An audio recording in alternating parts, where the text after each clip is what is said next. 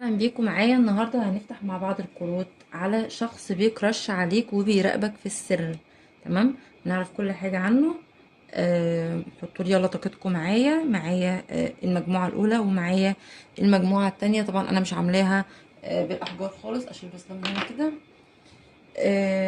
انا عاملاها بالاحرف عشان طبعا انتوا تفضلوا الاحرف اكتر. لو اول مره بقى بتشاهدوا القناه او بتزوروا قناتي، يا ريت ما تنسوش الاشتراك فيها، دعموني بزر اللايك وتفعلوا زر الجرس عشان يوصلكم كل جديد بقدمه عندي في القناه. واللي حابب يحجز قراءه خاصه مدفوعه الاجر، اجر رمزي، هتلاقوا طبعا رقم التواصل من خلال صندوق الوصف تحت، وكمان هتلاقوا الاحرف في صندوق الوصف تحت. تمام، يلا بينا نبتدي بالقراءه الاولى.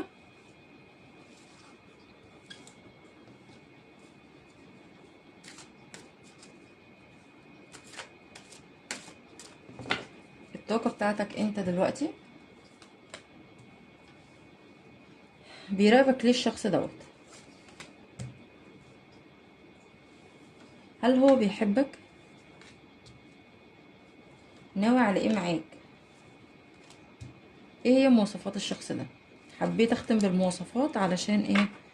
آم، تأكد لنا في النهاية يعني الشخص ده مين.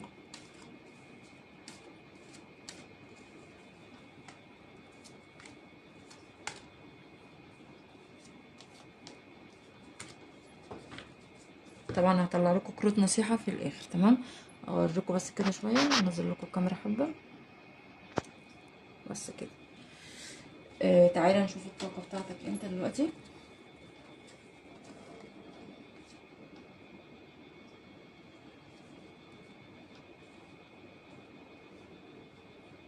مم. طيب،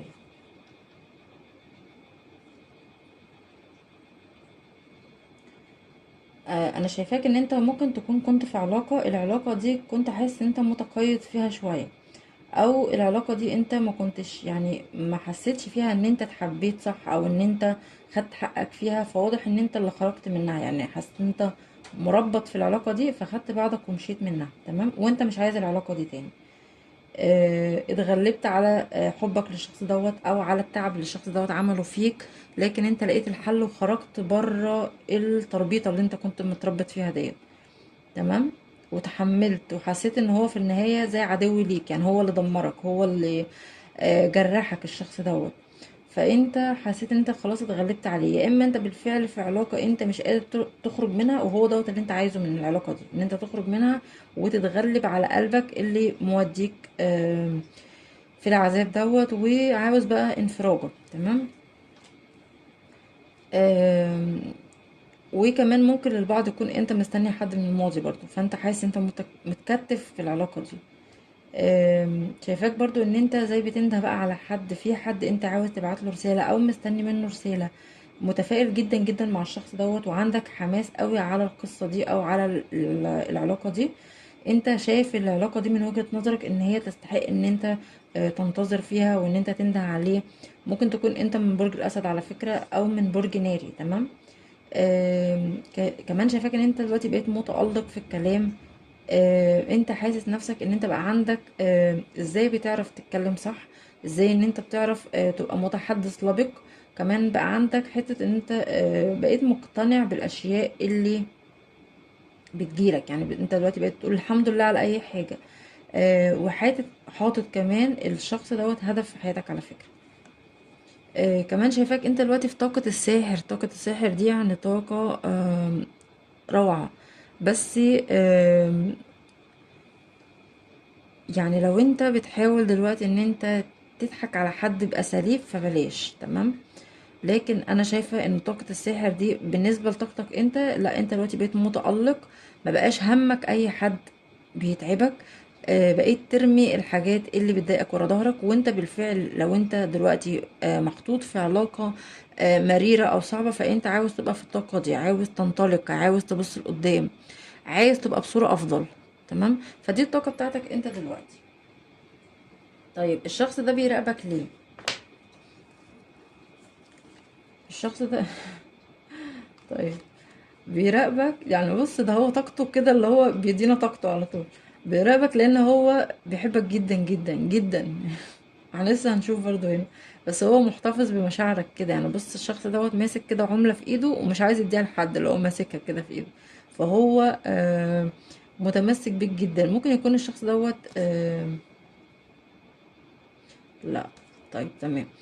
هو الشخص دوت متمسك بيك. هو ممكن يكون رجل اعمال او حد يعني مبسوط شوية. الشخص ده عنده حكمة وعنده خبرة في الحياة، يعني اللي هو بيعرف يتصرف صح، عنده كده، عنده عقله السليم اللي بيعرف يمشي بيه في حياته. وكمان مخلص جدا الشخص دوت، وعنده كده العدل اهم حاجة، اللي هو يعدل ما بين كل الاشياء. ممكن كمان يكون الشخص دوت، ممكن يكون هو متزوج، فهو عايزك مع علاقة تانية، فهو عايز يعدل ما بينك وما بين اخرى، تمام او كده يعني. فما تاخدوهاش بمحمل ان هي ليكوا كلكم، لان دي حاجة ظهرت لي فانا حبيت اقولها، لان بيبقى فيكوا بعض الاشخاص فعلا هي دي قصتهم، فهتبقى رسالة ليهم، تمام. لكن لو هو مش متزوج او كده، فهو عايز يعدل في حياته، عايز يديك العدل، عاوز يحسسك بالسعادة الشخص دوت. كمان بيراقبك. ليه بيراقبك؟ لان حاسس ان هو منجذب ليك جدا جدا. حاسس ان هو مش عارف يعيش من غيرك، عشان كده هو عمال يراقب فيك. بيراقب فيك لان هو حاسك انت السعادة، وعايز يكون معاك في أسرة، ويكون فيها أولاد، وتكونوا مرتبطين ببعض، يبقى عندكم احتفالات. بيراقبك عشان عاوز يطمن عليك دايما، ودايما عايز يشوفك مبسوط. فهو بقى عاوز يعرف اخبارك ايه الشخص دوت. بيراقبك لان هو مهتم بيك جدا جدا وعايزك في حياته، فهو بيراقبك عشان كده. طيب هل هو بيحبك؟ اكيد طبعا بيحبك، بس احنا طبعا هنشوف مع بعض، يعني نتأكد برضو اكتر. اه طبعا بيحبك. بيحبك وعمال بيقوي في الحب دوت. يعني عارف اللي هو كل ما ينساك، لا بيقوم بيحاول يفتكرك تاني، مش عاوز ينساك اصلا. يعني بص دي بتحط مية وفي ايديها كوباية تانية، اللي هي كل ما بتصب كل ما عايزة تحط تاني، تمام. فهو شايفك نجمة بتلمع في السماء. الشخص ده بيحبك جدا جدا كمان يعني. آه طلع لي تاني ان هو شخص عنده حكمة، والناس بتاخد منه المشورة. ممكن يكون مثلا هو زي محامي، او ممكن يكون الناس بترتشد لرأيه، او ممكن يكون هو زي مدرس مثلا. يعني هو في حد بياخد برأيه الشخص ده. شخص كمان بيعرف يواجه جدا جدا. حاسس ان في روحانيات ما بينك وما بينه. شوف، بالرغم ان هو اللي بيراقب فيك، بس هو حاسس بكده. حاسس ان هو في حاجة بتجمعك بينك وبينه، عشان كده هو عمال بيراقب فيك وبيحبك. حاسس ان انت كمان بتحبه على فكرة الشخص ده. طيب، ناوي على ايه معاك الشخص دوت؟ بص هو ناوي كده. هو على الاقل في الفتره دي هو ناوي يفضل كده ماسك على مشاعره.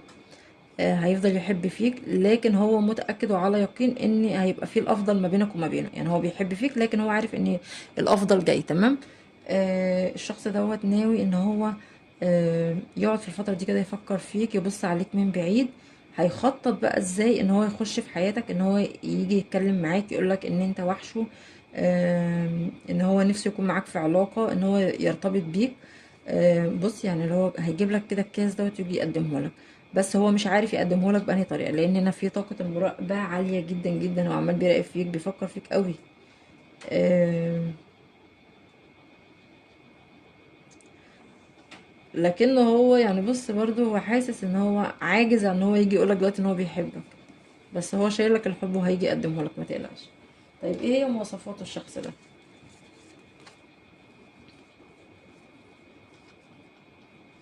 مم. طيب انا فهمت خلاص. بصوا بقى يا جماعة، ممكن يكون الشخص دوت كان متزوج وانفصل عن الزوجة، او انفصلت عن الزوج، تمام. او ممكن يكون هو كان مثلا في علاقة ارتباط وهو انفصل عن الشريك دوت. هو كان بيحب الشريك ده، تمام. لكن قلبه اتجرح منه، وهو حاسس ان هو خلاص ما بقاش عايز الشريك ده في حياته. ممكن يكون الشريك ده حطمه. آم، حس بحزن كتير جدا، وحس بمشاكل كتير، وحس ان هو عايز يتعافى من القصة دي. هو انت بالنسبة له حب جديد، او متعة، او انت بداية جميلة في حياته. عايز معاك بداية ولادة جديدة. على فكرة انا لسه مطلعتش مواصفاته، ما تقلقوش، بس دوت ظهر لي في الكروت فحبيت اقولها لكم. عايز معاك بداية جديدة. عايز معاك ان انتوا تبدعوا مع بعض، وان انتوا يبقى في ما بينكم حب وتبتكروا مع بعض وتخرجوا وتتفسحوا وتروحوا وتيجوا. عاوز معاك بص كل البدايات الحلوه عاوزها معاك، لان هو شايف ان انت المتعه بالنسبه له، انت كل بدايه، انت الحب بجد في حياته.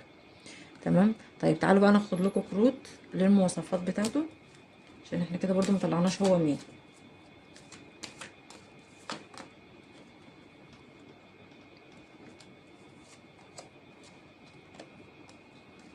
ده يعني شخص شجاع بدرجة أولى، يعني كل السيوف طالعة معاه وكل الفرسان طالعة معاه. طيب الشخص دوت مبدئيا كده ممكن يكون شعره طويل. تمام. شعره ممكن يكون برضو فيه سنة نعومة شوية، مش شعره ناعم، مش خشن. وممكن يكون لون شعره فاتح مش غامق. الشخص دوت مناخيره طويلة وعينيه فيها سحبة. تمام. كمان الشخص دوت ممكن تكون شفايفه زي مدببة شوية، او شفايفه عريضة شوية. الشخص دوت طويل، وكمان ايديه ممكن تكون كبيرة سنة. لون بشرته متوسطة، يعني لا هي غامقة ولا هي فاتحة. تمام. فدي مواصفاته. ممكن كمان يكون الشخص دوت بيسافر، بيروح ويجي، ممكن يكون على بحر مثلا او على سفر. ممكن يكون هو بيراقبك من مكان بعيد، ممكن يكون حتى لو من مكانك لكنه بيسافر وبيروح ويجي. آه، شجاع جدا، بيعرف يدافع عن نفسه جدا جدا، يعني مواصفاته هايلة الصراحة الشخص دوت. الابراج اللي معايا برج الاسد، وفي برج، بس انت كمان ممكن تكون من برج الاسد او من برج ناري. بس هنا ظهر لي برج الاسد، وفي برج الميزان، وفي طاقات مائية برضو. وكمان معايا برج الجوزاء، في دلو، في حمل، حمل مكتسح القراء، في عذراء، وفي طور كمان، جوزاء تاني. بس هي الابراج اللي معايا. فانا بشكركم جدا جدا اصحاب الاختيار رقم 1. اصحاب الاختيار رقم 2، اهلا وسهلا بيكم معايا. طبعا القراءة الاولى انا طبعا ما طلعتش من كروت النصيحة، لان ما شاء الله القراءة ما كانتش محتاجة. تمام. بس طاقتكم عالية جدا جدا، انتوا تعبتوني. الطاقة بتاعتكم قوية ما شاء الله. طيب القراءة التانية بقى، الطاقة بتاعتك انت. خليكوا هادين معايا شوية في الطاقة، ها. طاقتكم ما شاء الله واصلة لي. بيراقبك ليه الشخص دوت؟ هل هو بيحبك؟ وناوي على ايه معاك الشخص ده؟ وايه هي مواصفاته؟ وانا طبعا زي الجروب الاولاني خرجت المواصفات في الاخر. آم، لحاجة في دماغي، يعني انا حابة اعرف حاجة كده. بس المهم شوف الاول الشخص ده بيراقبك ليه وبيحبك ليه وطاقتك انت. تمام. لو احتجتوا كروت نصيحة ان شاء الله اطلع لكم.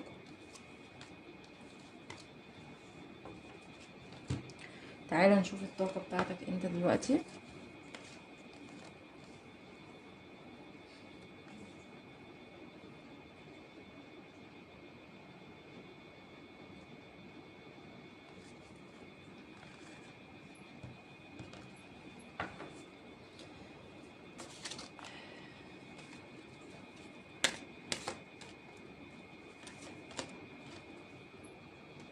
انت مش عاوز تطلع الطاقة بتاعتك، بعتولي الطاقة بتاعتكم.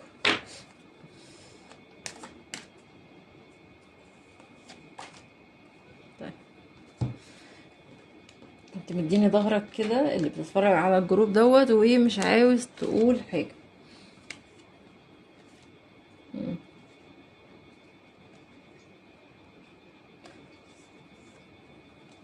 طيب انتوا شكلكم كده جايبين اخركم من حد، واللي هو انت داخل كده وخلاص، يعني اشوف بقى هو اللي بيراقب ولا لا. واضح كده ان انت مليت الانتظار من حد، عشان كده انت مش عاوز تطلع لي الطاقة بتاعتك. بسم الله. طيب تمام. طيب ايه اللي مزعلك طيب؟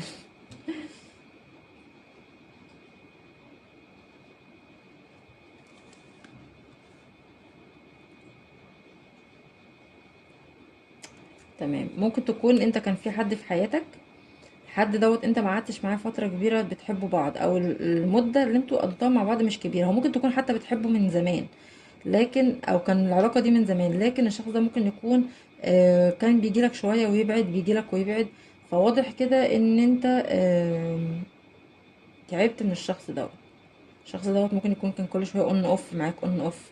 ممكن كمان يكون بيسافر او حاجه زي كده. آه، بس انت قاعد مستنيه، يعني انت بالرغم من كده انت برضو قاعد مستنيه.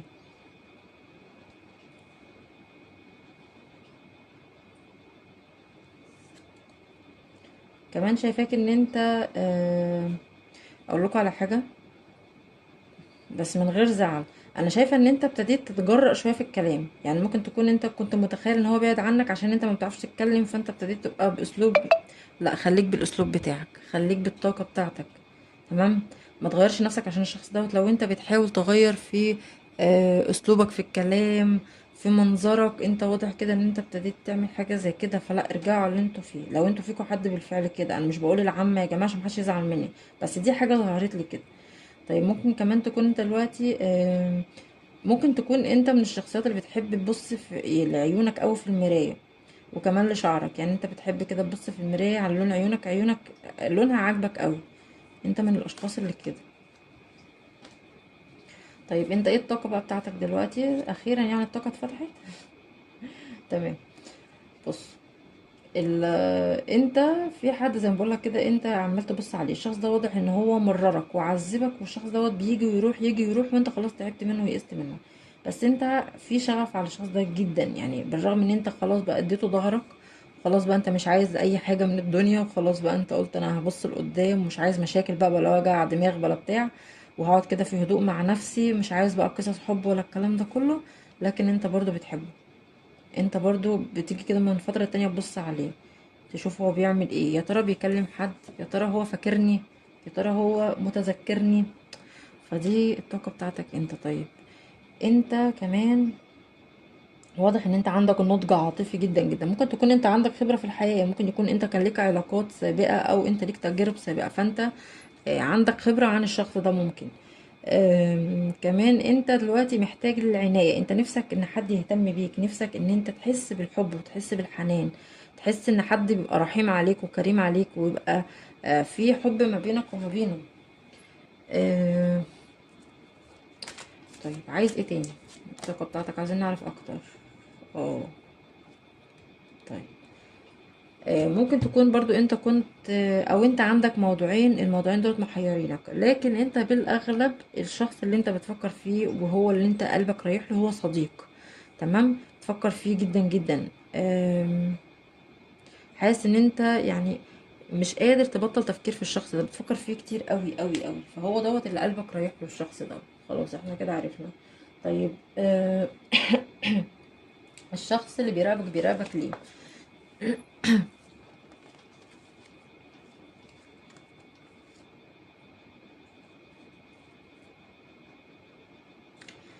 اه.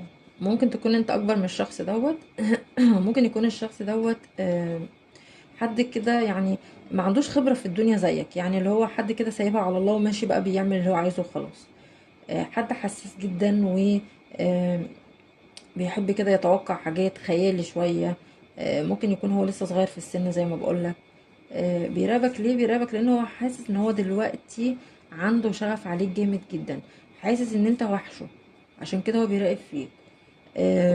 كمان حاسس ان انت حد يعني آم، انت اللي تستحق ان انت تبقى الزوج او الزوجة، عاوز يبقى معاك في بيته، عايز يبقى معاك في استقرار الشخص دوت.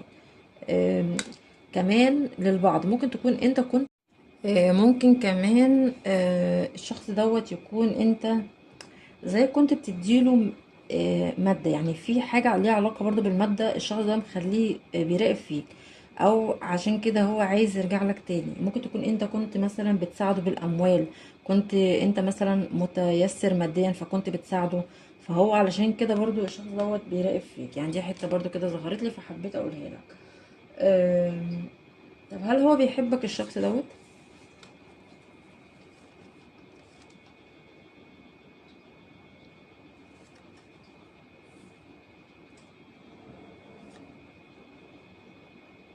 الشخص دوت ممكن يكون كان صديق ليك في العمل على فكرة برضو. تمام. الشخص ده بيحبك، بيحبك وعايز معاك استقرار، بالرغم ان انا شايفة هنا ان في حاجة ليها علاقة بالمادة. تمام. لكن هو بيحبك وعايز استقرار معاك، وعايز يبقى في اطفال، او لو كنتوا انتوا مثلا آم، منفصلين، فهو عايز يرجع لك عشان خاطر الاولاد، لو كان في مثلا طلاق ما بينكم في اولاد وكده. آم، فانا شايفه ان الشخص ده عايز يبقى معاك لان هو بيحبك، شايفاه وشايف ان هو انت الزوجه او انت الزوج، فهي شايفه الاستقرار معاك.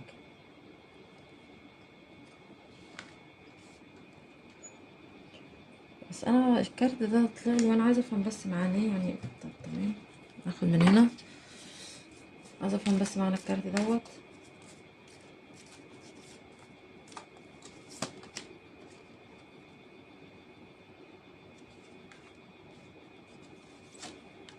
انتوا شايفين معايا كده ولا لا؟ استنى.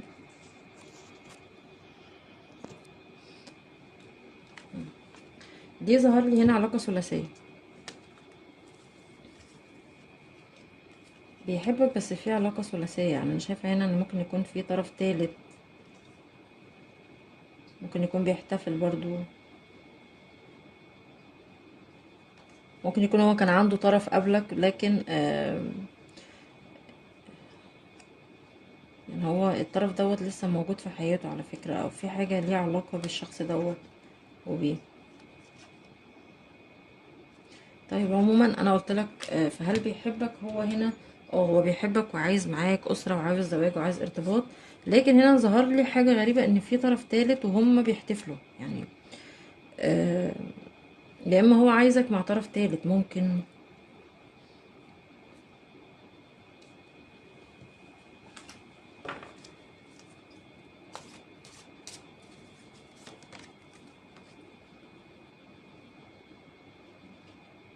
اقول لكم على حاجه، الشخص دوت عنده بيحبك وفي حد تاني في حياته، يعني شكله كده آم، بيختار ما بينك وما بين حد.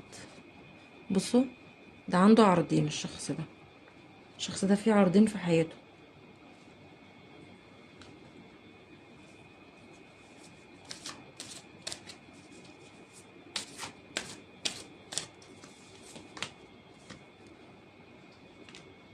الشخص ده بيحبك بس في حد غيرك في حياته. ممكن تكون ممكن يكون اسرته مرشحه له حد غيرك. يعني ممكن يكون لو دوت شاب مش متجوز او دي شاب لسه ما اتجوزتش، فممكن يكون الاهل عندها او عنده مرجح له حد غيرك. تمام. فانا شايفه ان هو لا، مش مبسوط مع الطرف التالت، او هو مش مرجح الطرف التالت لان هو حاسس ان هو هيبقى حد زي عمل شوك عليه، حاجه تبقى صعبه ان هو يعملها او حاجه ان هو ياخد فيها قرار. تمام خلاص فهمنا النقطه دي. طيب ناوي على ايه معاك الشخص ده؟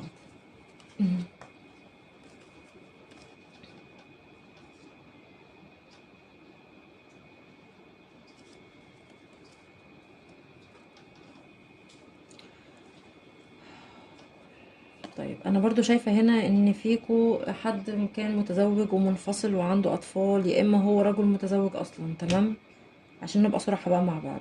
الشخص دوت ممكن يكون عنده اطفال، فهيبقى عايزك وعايز القصة التانية. تمام، لان هنا برضو ظهر لي هنا حاجة زي كده. يا اما انت اللي عندك اطفال من الشخص دوت، فهو عايز يرجع لك علشان خاطر الاطفال. تمام.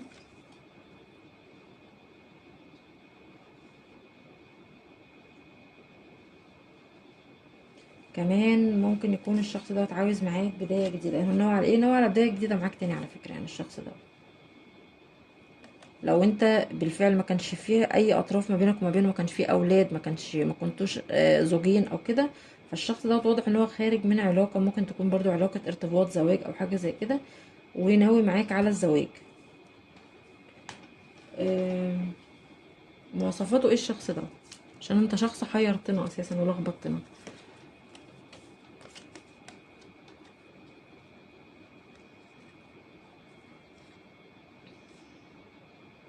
ده شخص شايل حمول الدنيا كلها على كتافه، شخص كده عنده هموم كتير على فكرة. الشخص ده عنده مشاكل كتير، هو بيحلم ببيت سعيد وذكريات. يعني نفسه يحقق الحاجات اللي في دماغه دي. تعالى برضو ناخد اكتر عن مواصفاته الشكلية. ممكن برضو يكون ده حد ليه علاقة بالقانون برضو، او دوت آم، حد بيبني حاجة، حد يكون من الناس اللي هي بتبني او كده بتشتغل في البنا، او من اللي هم النجارين مثلا، حاجة زي كده برضو.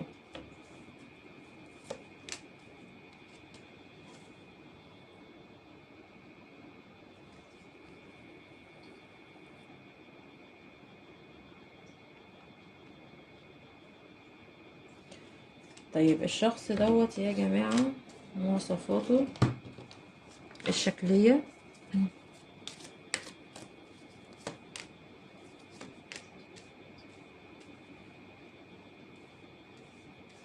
هو حد متوسط في الجسم، تمام. وكمان ممكن يكون مش طويل قوي الشخص ده.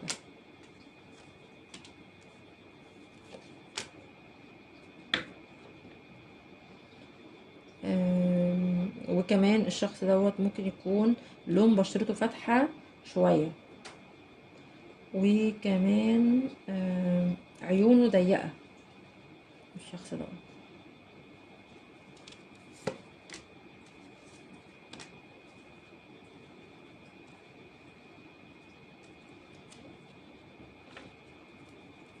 برضو شخص شعره طويل، تمام. تمام. الشخص دوت يحير شوية، تمام. اقول لكم الابراج اللي معايا هنا. معايا برج العقرب، وكمان في برج الجوزاء،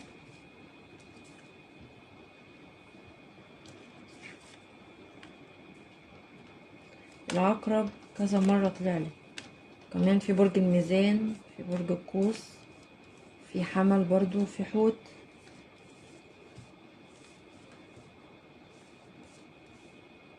في اسد برضو، وفي طور. خدوا الطور برضو معاكم.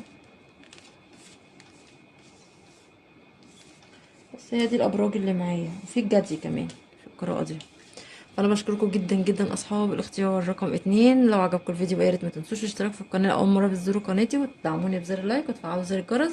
واللي حابب قراءه خاصه هيلاقي طبعا رقم التواصل في صندوق الوصف تحت. بشكركم جدا جدا على حسن المتابعه.